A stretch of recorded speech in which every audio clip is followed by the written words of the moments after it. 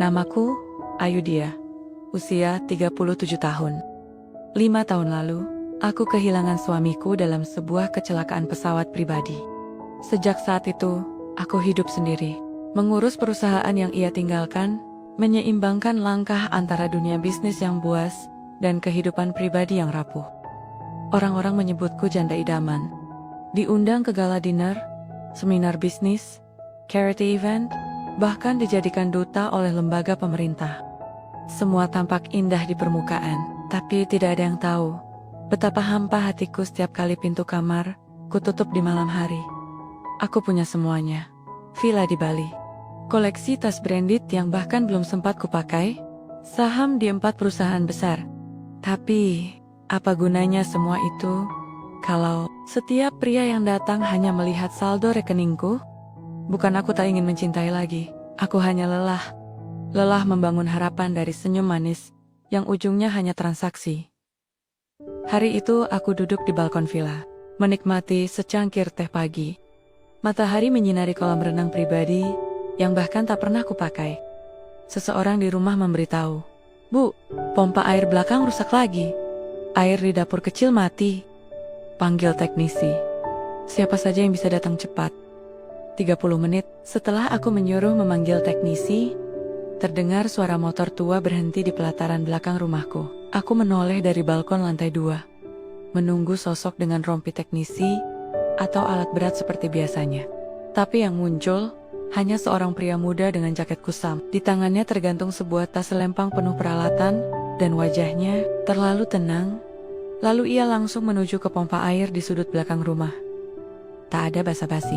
Tidak ada pandangan yang menyelidik seperti kebanyakan pria yang bertamu ke rumahku. Hanya fokus pada mesin, pada pekerjaannya. Aku memperhatikannya, diam-diam dari balik jendela dapur. Ia duduk berjongkok, membuka penutup mesin dengan hati-hati. Seperti merawat sesuatu yang sudah tua dan nyaris usang, persis seperti hatiku. "Mas, minum dulu," ucapku sambil menyodorkan segelas teh hangat. Ia menoleh sebentar. "Terima kasih, Bu. Saya minum nanti saja kalau sudah selesai." Ia kembali bekerja.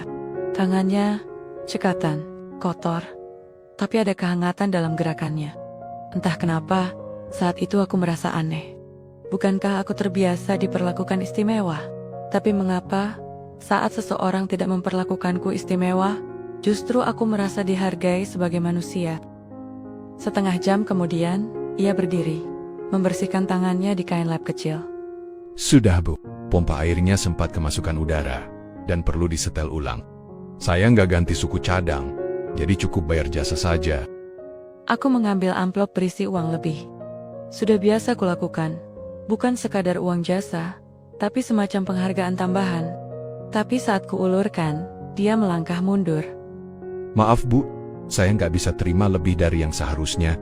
Tapi ini cuma sebagai ucapan terima kasih. "Terima kasih niat baiknya, Bu. Tapi saya biasa kerja dengan tarif yang saya patok sendiri. Nggak enak kalau lebih." Ia menyunggingkan senyum kecil sekilas. Melangkah keluar begitu saja. Namanya bahkan belum ku ketahui. Tapi langkah kakinya meninggalkan jejak yang aneh. Aku bertanya pada diriku sendiri, siapa sebenarnya lelaki itu? Pertanyaan itu menghantuiku selama berhari-hari. Setiap kali air mengalir dari keran dapur, aku teringat wajahnya. Setiap kali melihat pompa air bekerja normal, aku ingin pompa itu rusak lagi, hanya agar aku bisa memanggilnya kembali. Nama pria itu belum ku ketahui, tapi rasa ingin tahuku mulai menjelma menjadi semacam rasa penasaran yang tidak wajar. Bukan cinta, bukan pula ketertarikan fisik, tapi ada sesuatu dalam dirinya. Keteguhan, kejujuran yang terasa langka di sekelilingku. Aku bertanya pada Sari, asisten rumah tanggaku. "Kamu tahu tukang pompa air kemarin itu siapa?" "Namanya Bagas, Bu. Dia sering dipanggil warga sekitar buat servis sanyo. Tinggalnya di kontrakan kecil dekat gang depan." Tanpa pikir panjang, aku menyuruh sopirku mencari alamatnya. Tak peduli jika terlihat terlalu ingin tahu. Aku hanya ingin mengucapkan terima kasih dengan benar dan memberinya amplop itu. Sesampainya di kontrakan sempit itu, aku turun sendiri dari mobil. Bagas sedang mencuci tangannya di depan pintu saat melihatku datang. Matanya langsung berubah. Ia terkejut, wajahnya kalem, tapi terlihat tak nyaman. Maaf ibu, ada yang rusak lagi? Tidak, aku hanya ingin mengucapkan terima kasih, ujarku sambil menyodorkan amplop yang sama. Dulu aku mungkin terlalu mendadak, jadi kamu kaget. Tapi sungguh, aku menghargai kerjamu. Bagas menatap amplop itu, lalu mengangkat pandangannya padaku. Saya sudah bilang sebelumnya bu, saya nggak butuh amplop. Kalau semua orang bisa dibayar dengan lebih, kejujuran akan jadi barang langka. Kalimat itu menamparku halus. Aku menarik kembali amplop itu, mencoba tersenyum. Baik, aku mengerti. Tapi, bagaimana kalau aku mentraktirmu makan siang? Hanya sekadar berbincang. Ia menggeleng pelan. Maaf bu, saya kerja bukan untuk menjalin kedekatan. Bahkan untuk sekadar mengobrol? Tanyaku, nyaris kecewa. Ia menatapku lama. Tatapan itu seperti sedang menimbang sesuatu. Ibu terlalu berbeda dengan saya. Dan saya bukan orang yang nyaman berada dekat dunia ibu. Setelah itu, ia masuk ke dalam. Meninggalkan pintu terbuka, tapi juga meninggalkan hatiku yang kini tak lagi utuh. Di dalam mobil, aku duduk mematung. Sopirku tak berani bertanya, dan aku tak ingin menjelaskan. Untuk pertama kalinya, ada pria yang tak menginginkanku, dan itu justru membuatku ingin mengenalnya lebih dalam. Bukan karena gengsi, tapi karena rasa yang tak bisa kuterjemahkan. Karena di balik penolakan itu, aku merasa sedang diuji oleh sesuatu yang belum pernah kualami. Sebuah ketulusan yang tak bisa dibeli dengan apapun. Seorang Ayudhya Kinasih, janda kaya raya, baru saja merasa seperti gadis 17 tahun yang cintanya ditolak diam-diam. Perasaan itu menempel di dadaku. Bahkan saat semua orang bernyanyi Happy Birthday, dengan suara yang terlalu lantang dan senyuman yang terlalu dibuat-buat. Pesta ulang tahunku ke-38 digelar di ballroom hotel milikku sendiri, bertema elegan, dengan dinding kaca, lampu gantung kristal, dan alunan musik biola yang mengalun pelan. Semua tamu mengenakan busana mahal, parfum berkelas, dan senyum penuh pujian. Selamat ulang tahun Bu Ayudhya, semoga makin sukses dan segera punya pendamping baru. Ujar salah satu rekan bisnisku. Yang lain bahkan membawa hadiah yang jelas-jelas hanya untuk pamer. Jam tangan edisi terbatas, patung porselen dari Italia, dan satu lukisan yang katanya bernilai ratusan juta. Semua seakan berlomba, bukan untuk membahagiakanku, tapi untuk mencuri tempat di sisiku. Aku berdiri di tengah keramaian itu, memakai gaun panjang warna emas, perhiasan berlian di leher, sepatu hak tinggi, tapi di dalam, aku merasa kosong. Wajah-wajah yang hadir malam itu, tak ada yang benar-benar menatapku sebagai aku. Mereka menatap gelar, kekayaan dan peluang, tapi tidak dengan dia. Bagas, lelaki sederhana, yang bahkan menolak sekedar makan siang denganku.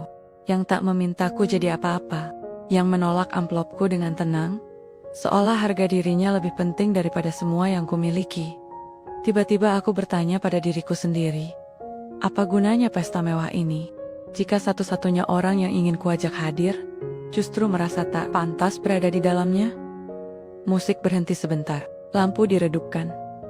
Salah satu rekan bisnis berdiri di panggung, ia mulai berpidato tentang betapa hebatnya aku mengelola bisnis sendirian, tentang keberanianku sebagai janda muda yang mandiri, dan kemudian, Tentu saja, Ayudhya belum punya pendamping lagi.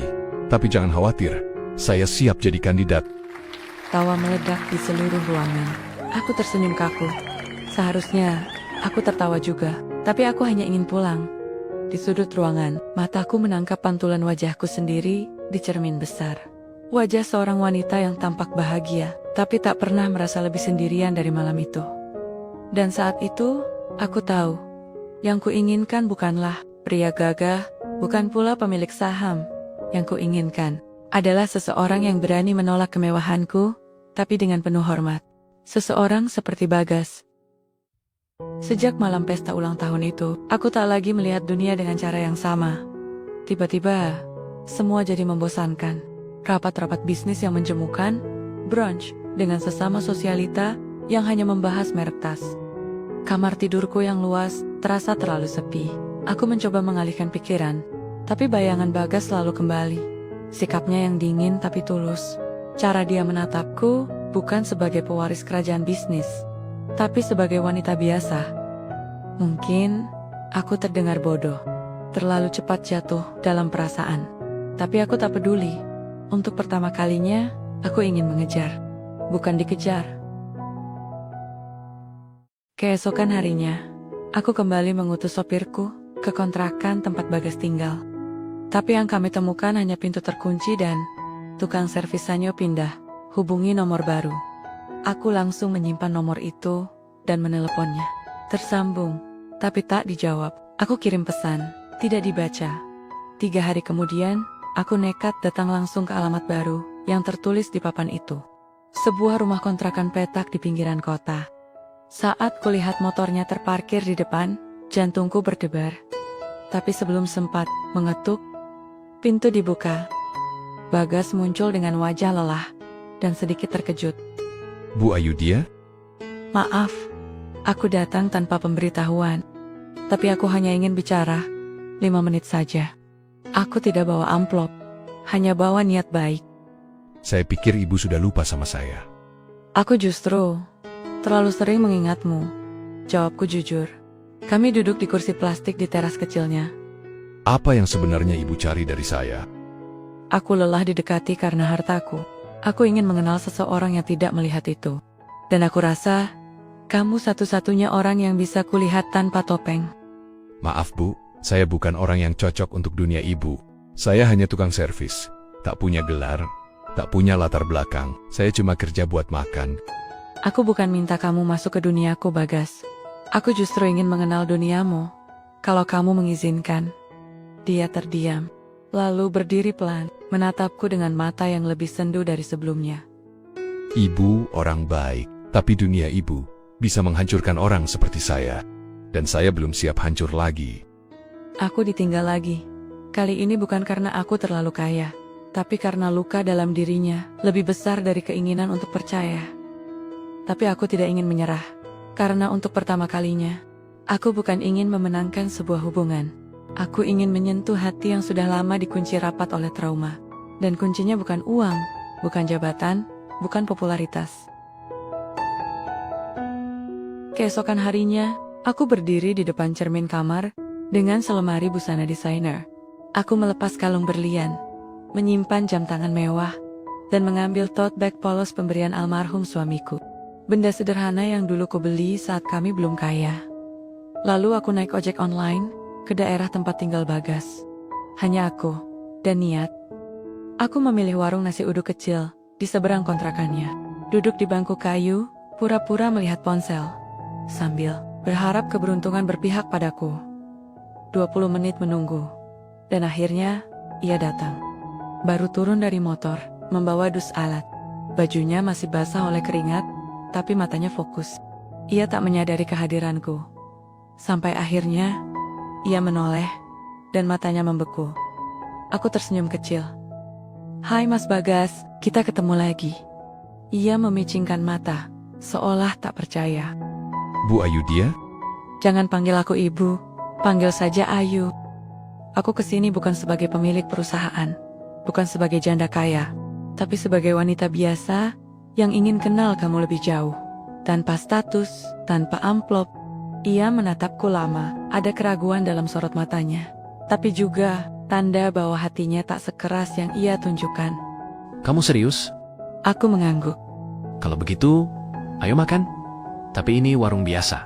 Nasi uduknya kadang keras. Katanya dengan nada bercampur ragu dan geli. Aku tertawa pelan. Aku nggak masalah. Aku lebih takut nasi yang lembut, tapi orangnya keras. Bagas duduk bersamaku di bangku panjang. Untuk pertama kalinya, ia tertawa kecil saat aku berjuang membuka botol teh manis dengan tangan sendiri. Kami ngobrol tentang cuaca sampai pekerjaannya hari itu. Tak ada basa-basi tentang saham. Tak ada obrolan tentang restoran bintang 5. Dan untuk pertama kalinya dalam 5 tahun terakhir, aku merasa menjadi manusia yang nyata di hadapan seseorang. Di akhir pertemuan itu, sebelum kami berpisah, ia berkata pelan. Kalau kamu serius ingin kenal aku, berarti kamu juga harus siap hidup seperti aku. Nggak selalu punya jawaban instan. Nggak selalu nyaman. Aku menatapnya dengan hati yang bergetar. Kalau aku bisa bertahan di dunia penuh kepalsuan, Kenapa aku takut hidup dalam dunia yang jujur? Bagas menatapku lagi, lama. Dan aku tahu, satu pintu kecil di hatinya mulai terbuka. Tapi aku tak tahu bahwa di balik pintu itu ada luka yang belum sembuh. Dan rahasia yang jauh lebih dalam dari yang kubayangkan. Hari-hari berikutnya, aku mulai hidup dalam dua dunia. Pagi hingga siang, aku tetap pemilik bisnis properti yang sibuk dengan rapat dan strategi investasi. Tapi menjelang sore, aku menjelma menjadi Ayu, wanita biasa yang duduk di warung pinggir jalan dan tertawa bersama lelaki yang memperbaiki pompa dan mesin air untuk bertahan hidup. Setiap pertemuan kami sederhana. Makan gorengan, minum teh hangat, berbicara tentang apapun, kecuali kekayaan dan status sosial. Dan aku makin jatuh ke dalam kenyamanan itu. Bagas mulai membuka diri. Ia bercerita tentang ibunya yang sakit-sakitan, tentang bagaimana ia putus sekolah, dan tentang satu hal yang membuat suaranya tercekat. Bapak saya ninggalin ibu waktu saya umur 10 tahun, demi perempuan kaya. Aku membeku. Bagas menatap ke depan, tidak menatapku. Saya lihat sendiri bagaimana ibu dihina. Dibilang nggak layak, nggak cukup cantik, nggak cukup pintar, semua karena perempuan itu punya segalanya. Saya janji sama diri sendiri, saya nggak akan pernah jadi laki-laki yang dipelihara. Saya nggak mau hidup dari pemberian perempuan, apalagi yang datang dari atas menara. Hati ini seperti diremas perlahan. Karena tanpa dia tahu, aku adalah perempuan dari menara itu. Aku sedang mencoba turun ke bawah untuk mencintainya. Tapi semakin lama aku menyembunyikan siapa diriku, semakin besar ketakutan yang tumbuh. Bagaimana jika saat ia tahu kebenarannya, ia akan merasa dikhianati? Bagaimana jika baginya, aku tak berbeda dengan perempuan kaya yang merusak masa lalunya? Di satu sisi, aku ingin jujur. Di sisi lain, aku takut kehilangan satu-satunya orang yang melihatku sebagai wanita biasa. Suatu hari, saat kami duduk di teras kontrakannya, Bagas berkata pelan. Ayu, kamu beda. Kamu bukan tipe yang suka pamer. Aku nyaman cerita sama kamu. Aku hanya tersenyum kecil. Tapi dada ini sakit. Karena itu bukan sepenuhnya benar. Aku sedang berbohong. Dan semakin dalam ia mempercayai sosok Ayu, semakin besar dosa yang kupikul sebagai Ayu dia. Aku tahu waktuku tak banyak. Cepat atau lambat, kebenaran akan terbuka. Dan saat itu tiba, aku harus siap kehilangan segalanya. Pagi itu, aku sedang berada di kantor pusat Ayudhya Estate, mengenakan blazer putih, dan duduk dalam rapat direksi yang membosankan. Pikiranku melayang, entah kemana. Saat rapat selesai, sekretarisku datang tergesa-gesa. Ada seseorang menunggumu di lobi, Bu. Dia bilang penting, dan mendesak. Aku turun dengan tenang, tapi langkahku terhenti ketika melihat siapa yang berdiri di depan pintu. Bagas. Tidak dalam balutan kaos lusuh dan celana kerja seperti biasa, tapi memakai kemeja sederhana. Wajahnya tegang, mata merah. Jantungku seolah berhenti berdetak. Ia menatapku dari ujung ruangan, matanya menyimpan amarah yang belum pernah kulihat sebelumnya. Dan tanpa sapaan, ia berkata pelan namun tajam. Jadi semua ini bohongan. Bagas, dengar dulu. Aku cuma ingin... Ingin apa? Mempermainkan aku? Menjadikanku proyek sosial? Atau ini hiburan baru dari seorang janda kaya yang bosan hidup? Kalimatnya menusuk lebih dari yang bisa kuterima. Aku menahan air mata, mencoba bertahan. Aku gak main-main, Gas. Semua yang aku rasakan itu nyata. Bukan perasaanku yang kamu khianati, tapi harga diriku. Aku tahu betul, luka itu bukan hanya karena aku berbohong, tapi karena aku menyentuh luka lama yang masih berdarah dalam hidupnya. Dan dengan entengnya, aku ulangi sejarah. Menjadi perempuan kaya yang berpura-pura biasa, masuk ke dunianya, lalu menghancurkan semua yang ia percayai. Aku datang ke sini cuma mau satu hal. Jangan hubungi aku lagi. Aku ingin menahannya, tapi langkahnya cepat. Dan sebelum aku sadar, ia sudah hilang di antara lalu lalang mobil dan bayang kaca gedung tinggi. Meninggalkanku berdiri sendiri, dengan wajah terkuat yang bisa kupasang. Sementara hati ini remuk sepenuhnya. Dan sejak hari itu, dunia yang semula mulai berwarna, kembali menjadi hitam putih. Sejak hari itu, hidupku kembali sunyi. Dulu aku sepi, karena tak punya cinta. Sekarang, Aku sepi karena kehilangan cinta yang sempat ku genggam. Aku mencoba melanjutkan rutinitas seperti biasa, menghadiri rapat, menerima tamu investor, berpura-pura kuat di depan semua orang. Tapi setiap sudut ruangan mengingatkanku padanya. Setiap suara pompa air yang menyala, bagai tamparan. Aku kehilangan Bagas. Aku menyuruh asisten datang ke rumah kontrakan tempat kami pertama bertemu, tapi rumah itu sudah kosong. Aku menghubungi tukang servis langganan yang pernah membawa Bagas pertama kali. Maaf, Bu Ayudhya. Mas Bagas sudah nggak kerja sama saya lagi. Katanya mau pindah ke luar kota. Kenapa harus pergi sejauh itu? Hanya karena aku salah. Aku tidak bisa tinggal diam. Untuk pertama kalinya dalam hidupku, aku mengejar seseorang bukan karena gengsi, bukan karena harga diri, tapi karena hatiku belum siap melepaskan. Aku menyuruh tim mencari identitas lengkapnya. Aku bahkan meminta sopir pribadiku mengantarku keliling kota, mencari Bagas ke kontrakan teknisi, bengkel pompa air, hingga pasar-pasar kecil. Nihil. Ia hilang. Seolah menghapus dirinya dari peta hidupku. Dan malam itu, aku menangis. Bukan hanya karena patah hati, tapi karena aku sadar, uangku tidak bisa membeli kembali seseorang yang hatinya sudah kupatahkan. Aku mengingat setiap detail tentangnya. Senyumnya, tangannya yang kasar tapi hangat. Caranya menghindari pujian, tapi diam-diam selalu peduli.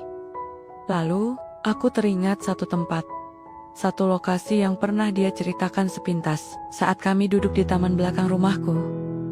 Kalau aku capek, biasanya aku ke danau kecil di pinggir kota. Tempatnya sepi, nggak ada suara selain air dan angin. Tempat paling jujur di dunia. Malam itu juga, aku mengendarai mobil sendiri. Hanya aku, dan penyesalan yang makin mengendap dalam dada. Aku menyetir berjam-jam ke pinggiran kota, mencari danau yang ia maksud. Dan saat aku tiba, lampu-lampu temaram memantul di permukaan air yang tenang. Tak ada siapa-siapa, hanya angin dan bayangan pohon. Aku duduk di bangku kayu tua, di dekat danau, menggigil dan menunduk. Suara langkah muncul dari belakangku, dan sebelum aku menoleh, terdengar suara yang sudah sangat kukenal. Kenapa kamu kesini? Suara itu menusuk masuk ke dalam rongga hatiku, membuat napasku tercekat. Perlahan aku menoleh, dan di bawah cahaya bulan yang malu-malu, aku melihat wajah yang selama ini hanya bisa kukenang. Bagas.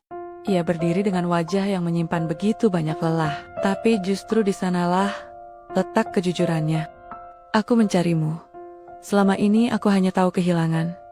Dan ternyata aku bodoh, karena membiarkan kamu pergi. Kenapa? Bukankah semua pria menginginkanmu? Kenapa kamu datang ke tukang sanyo yang bahkan gak punya apa-apa? Karena aku mencintaimu. Dan baru kali ini, aku mencintai seseorang tanpa rencana, tanpa kalkulasi, hanya perasaan. Aku bukan bagian dari duniamu. Kita beda. Kamu punya segalanya. Aku cuma teknisi yang bahkan dituduh numpang hidup. Aku ingin menggenggam tangannya, tapi ia menarik diri. Kamu tahu apa yang paling menyakitkan waktu itu? Bukan karena kamu menyembunyikan siapa dirimu, tapi karena kamu ragu padaku. Kamu pikir aku sama seperti mereka yang datang karena saldo rekeningmu. Aku tertunduk, dadaku sesak. Aku tak bisa membantah, karena semua itu benar. Aku butuh waktu, aku bukan pergi karena benci. Aku pergi karena aku terlalu sayang, dan aku takut kalau aku terus di dekatmu, aku akan jadi orang yang kamu curigai, bukan yang kamu percaya. Air mataku jatuh, tapi aku tidak menahannya. Bagas, kalau kamu butuh waktu, aku akan menunggu. Tapi jangan pergi terlalu jauh, karena aku belum siap kehilanganmu lagi. Bagas menatapku terakhir kali. Wajahnya keras, tapi matanya berkata sebaliknya. Lalu ia melangkah menjauh, perlahan, tanpa menoleh lagi. Aku hanya bisa memandang punggungnya yang menghilang dalam gelap. Dan di detik itu, aku sadar. Kadang, cinta tidak cukup hanya dengan rasa, tapi juga dengan keberanian untuk mempercayai. Kalimat itu terus terngiang di kepalaku. Malam ketika Bagas kembali pergi, membawa luka yang kubuat sendiri. Aku duduk di dalam mobil, menatap kosong ke depan. Air mataku sudah kering, tapi hatiku masih basah oleh penyesalan. Jika yang membuatnya pergi adalah ketidakpercayaanku, maka satu-satunya jalan untuk membuatnya kembali adalah membuktikan bahwa aku bisa mencintainya tanpa syarat. Dan untuk itu, aku harus meninggalkan semua yang membuatku terlihat tak selevel dengannya. Keesokan paginya, aku menelepon pengacaraku. Jual villa di Bali dan apartemen di Jakarta. Hanya simpan rumah kecil di puncak, selebihnya lepas. Suara di seberang jelas terkejut. Bu Ayudhya, itu aset warisan ibu. Anda yakin? Sangat yakin. Dalam waktu seminggu, hidupku berubah drastis. Dari wanita yang selalu diantar sopir pribadi, aku kini mengendarai mobil sendiri. Dari meja makan panjang penuh piring mewah, kini aku duduk sendiri dengan nasi bungkus dan air putih. Beberapa orang mengira aku gila. Teman-temanku menjauh, menuduhku stres karena cinta. Tapi, aku tak peduli. Aku hanya ingin satu hal, membuktikan bahwa aku bisa mencintai seperti orang biasa. Tanpa pelayan, tanpa rekening miliaran. Aku mulai mencari Bagas, tapi ia seperti menutup semua jejak. Nomor teleponnya tidak aktif. Bengkel tempat ia biasa mangkal pun bilang, ia tak pernah kembali. Hari-hariku kuhabiskan mengelilingi kota, bertanya ke tukang servis, bahkan ke pedagang kaki lima, berharap ada yang mengenalnya. Lalu, pada suatu malam yang hujan deras, ketika aku mulai putus asa, aku melihat seorang pria tua kesulitan menurunkan pompa air dari gerobaknya. Aku langsung turun dari mobil dan membantunya. Saya bisa bantu, Pak. Pria itu menoleh, dan saat itulah aku melihat mata yang mirip dengan Bagas. Bapak kenal seseorang bernama Bagas? Ia menatapku lama, lalu menjawab pelan, Aku ayahnya. jantungku hampir berhenti berdetak. Di mana dia sekarang? Kenapa kamu mencarinya? Bukankah kamu wanita kaya yang membuat anakku pergi dari rumah sendiri? Aku gemetar, tapi aku tidak mundur. Aku menjual semua kekayaanku. Aku hanya ingin satu hal. Bagas. Ia diam lama. Hening itu membuat hujan terasa lebih keras. Kalau kamu sungguh mencintainya, datanglah besok pagi ke bengkel tua dekat sawah belakang terminal. Tapi jangan datang dengan mobil mewah atau dandanan mahal. Datanglah sebagai perempuan biasa. Aku mengangguk, mataku berkaca-kaca. Aku akan datang, dengan hati yang telanjang. Itulah janji yang kubisikkan pada angin malam, sebelum aku tidur. Dan esoknya, saat langit masih buram oleh embun, aku berdiri di depan cermin kecil di kamar sewaanku yang baru, tanpa riasan. Aku berjalan kaki menuju bengkel yang dimaksud. Jalannya becek, sepi, dan sunyi. Ada sawah terbentang di kiri kanan, dan bau tanah pagi menusuk hidungku. Bau yang entah kenapa terasa lebih jujur dari semua parfum mahal yang pernah kupakai. Sesampainya di sana, aku melihat bangunan kayu tua yang hampir rubuh, berdiri di tengah hamparan rumput tinggi. Di depannya, seorang pria sedang menyalakan api kecil untuk merebus air. Siluetnya terlihat jelas. Itu Bagas. Hatiku seakan berhenti berdetak. Kakiku ingin melangkah cepat, tapi beban rasa bersalah di dadaku menahannya. Aku berdiri beberapa meter darinya. Bagas. Ia menoleh. Matanya tak berubah.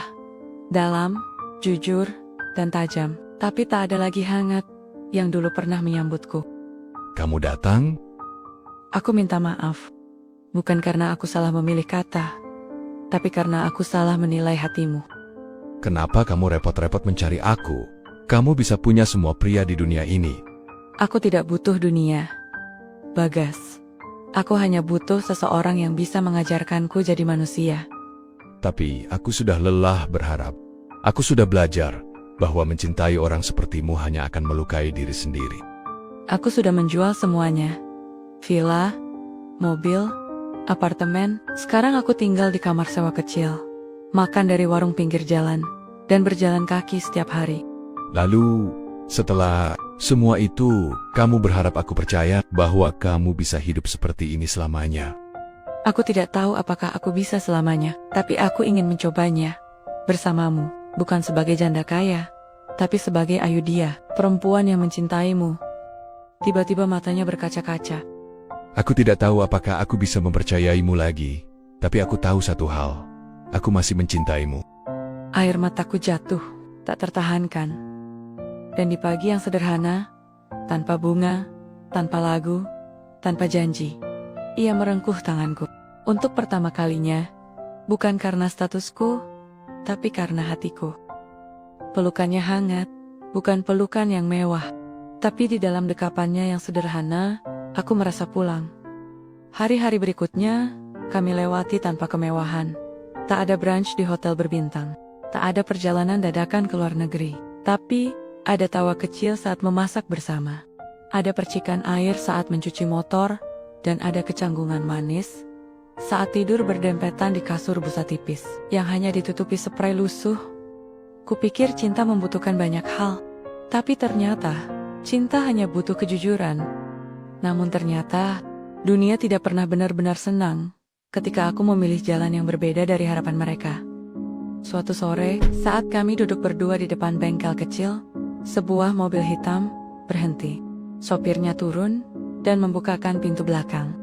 Dari sana, turunlah bibiku, Bu Widya Stuti, wanita yang selama ini mengurus urusan hukum dan kekayaan almarhum papa. Wajahnya dingin. Jadi ini alasan kamu menolak semua pria pilihan keluarga untuk hidup seperti pengungsi?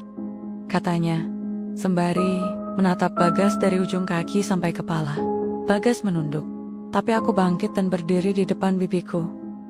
Ya, ini pilihanku. Bukan karena aku gila, tapi karena aku akhirnya sadar, selama ini aku hanya dikelilingi oleh orang-orang yang tidak pernah benar-benar mencintaiku. Lalu kamu pikir, dia mencintaimu karena kamu, bukan karena akhirnya kamu membuang semua hartamu? Bangunlah, Ayu, dunia tidak sesederhana itu. Dunia mungkin tidak, tapi cinta bisa sesederhana itu, kalau kita berani membuang gengsi. Namun bibiku tidak datang hanya untuk berbicara. Ia menyodorkan selembar kertas, surat pembekuan warisan, menyatakan bahwa semua hakku atas kekayaan keluarga akan dicabut jika aku tetap memilih hidup dengan pria dari kelas bawah. Hatiku mencelos, meski aku tak terlalu kaget. Tanda tangani ini kalau kamu yakin keputusanmu benar, katanya. Aku menatap Bagas, ia tidak berkata apa-apa, tapi sorot matanya penuh makna. Kupandangi surat itu. Lalu dengan tangan yang sedikit gemetar, aku mengambil pulpen dan menandatangani surat itu. Tanganku tak gemetar karena takut kehilangan harta, tapi karena aku baru sadar, ini bukan hanya kehilangan kemewahan, ini kehilangan masa laluku, keluargaku, nama besarku. Tapi untuk pertama kalinya, aku merasa bebas. Sayangnya, kebebasan itu tidak datang tanpa harga. Keesokan paginya, namaku muncul di berita, bukan karena penghargaan, bukan karena warisan, tapi karena keputusan aneh yang aku ambil. Judul-judul berita online menggempur seperti peluru. Janda miliarder, pilih hidup bersama tukang sanyo, tolak warisan triliunan rupiah. Ayu Widya Ningrum dipecat dari yayasan keluarga, dianggap memalukan garis darah. Apakah ini cinta buta atau pemberontakan tak terarah? Aku membaca semuanya, sambil duduk di lantai dapur rumah Bagas yang pengap. Di antara suara ayam tetangga dan bunyi kipas angin tua yang berdecit. Bagas datang membawa 2 gelas teh hangat dan roti bakar gosong. Dia meletakkannya tanpa banyak bicara. Lalu duduk di sebelahku, matanya tertuju ke layar ponselku. Aku gak nyangka bakal seheboh ini, kataku pelan, menahan air mata. Aku juga nggak nyangka, kamu akan benar-benar menandatangani surat itu. Aku kira, kamu akan memilih kembali ke dunia yang gemerlap itu. Aku memilih kamu, Gas, dan aku akan memilih kamu lagi, bahkan jika harus kehilangan semuanya. Tapi malam itu, saat kami sedang membereskan peralatan servis, seseorang datang. Bukan media, bukan keluarga, tapi seseorang dari masa lalu yang belum pernah kuperkirakan akan muncul. Dermawan, mantan kekasihku dulu, dengan setelan mahal dan parfum yang menusuk hidung. Ia berdiri di depan pintu bengkel kecil itu, seperti hantu dari masa lalu yang ingin menagih harga sebuah keputusan. Ayo, kita perlu bicara.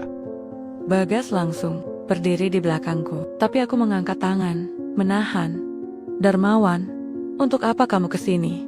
Untuk menjemput kamu. Aku dengar kamu sudah kehilangan semuanya. Aku bisa bantu kembalikan semua itu, kalau kamu kembali padaku. Darahku seperti mendidih. Aku menatap lelaki itu lekat-lekat. Lelaki yang pernah mengkhianatiku, lalu kini muncul sebagai penyelamat. Aku tidak butuh diselamatkan. Aku sudah selamat saat aku berhenti mencintaimu. Kamu pikir dia bisa memberimu masa depan? Dia bahkan gak bisa perbaiki hidupnya sendiri.